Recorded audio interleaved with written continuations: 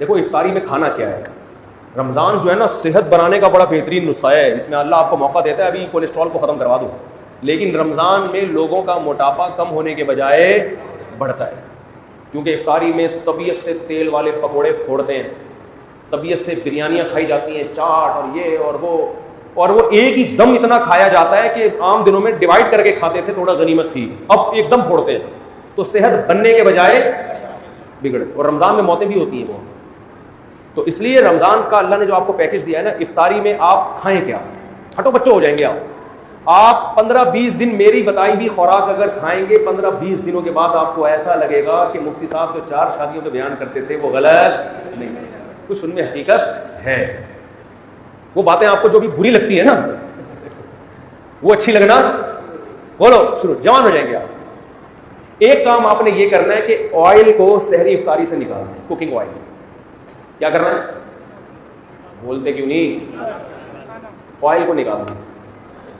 زیتون کا تیل 1-2 چمچ استعمال کر لیں آپ, سمجھتے ہو, دیسی گھی بھی نہیں, گھی بھی چھوڑ دیں فی الحال تھوڑے دنوں, جیسے دیسی گھی ویسے اچھی چیز ہے لیکن چھوڑ دیں فی الحال. دنیا چھوڑنے سے پہلے بہتر ہے کہ آپ ہر قسم کا گھی وہ زیتون کا تیل 2-3 چمچے پی لیا کریں 24 گھنٹے میں. دوسرا کام آپ نے یہ کرنا ہے کہ روٹی چاول کو کم کریں, گندم کو بھی, اور بولو نہ سحری میں گندم بہت زیادہ پھوڑنی ہے اور نہ افطاری میں, نہ رات کو کسی, گندم بھی اور چاول بھی. سمجھتے ہو کہ نہیں سمجھتے ہو؟ زیادہ جو آپ نے فوکس کرنا ہے نا وہ کھجور بہت پاورفل چیز ہے, پیٹ نہیں بھرتا اس سے, مگر جو کام روٹی کرتی ہے نا اور جو انرجی چاہیے وہ کھجور سے ہمیں زیادہ ملتی ہے. ہمارے ہاں افطاری میں کھجور کے ساتھ اتنی زیادتی ہوتی ہے کہ ایک کھجور کی سنت سمجھ کے روزہ افطار کیا اور پھر ڈائریکٹ آ گئے بریانی پہ, کولڈ ڈرنک پہ.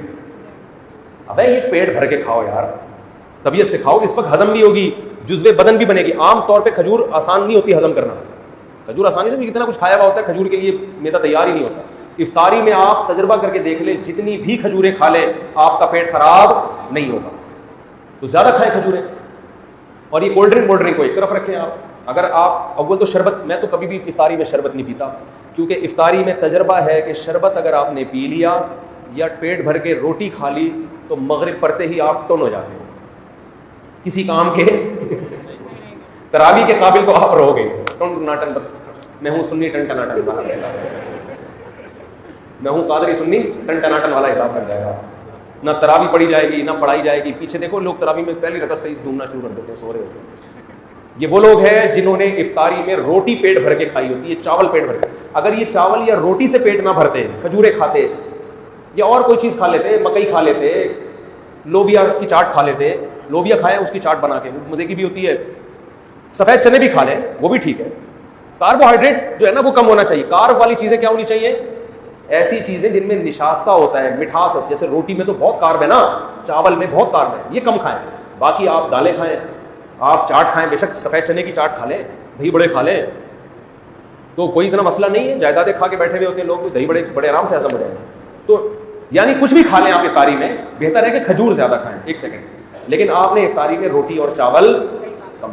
تو 3-4 دن آپ کو ٹینشن ہوگی, اس کے بعد عادی ہو جائیں گے, پھر مزہ آنا شروع ہوگا کہ یار کیا طبیعت ہلکی پھلکی, آنکھوں میں روشنی تیز ہو جائے گی آپ. تو سحری میں بھی آپ نے روٹی اور چاول کو کم کرنا ہے اور آئلی چیزوں کو, اور افطاری میں بھی روٹی چاول کو آپ نے کم کرنا ہے. جب بھوک لگے لوبیا کی چاٹ کھا لی یا سفید چنے کی چاٹ کھا لی یا کالے چنے کی چاٹ. پکوڑے بھی اتنا کوئی مسئلہ نہیں کریں گے, پکوڑے بھی کھا, بیسن ہے نا وہ بھی اتنا مسئلہ نہیں کرے گا پکوڑا. زیادہ جو ٹینشن دے گی نا آپ کو روٹی اور چاول, اور یہ کولڈ ڈرنک اور شربت پیو ٹن.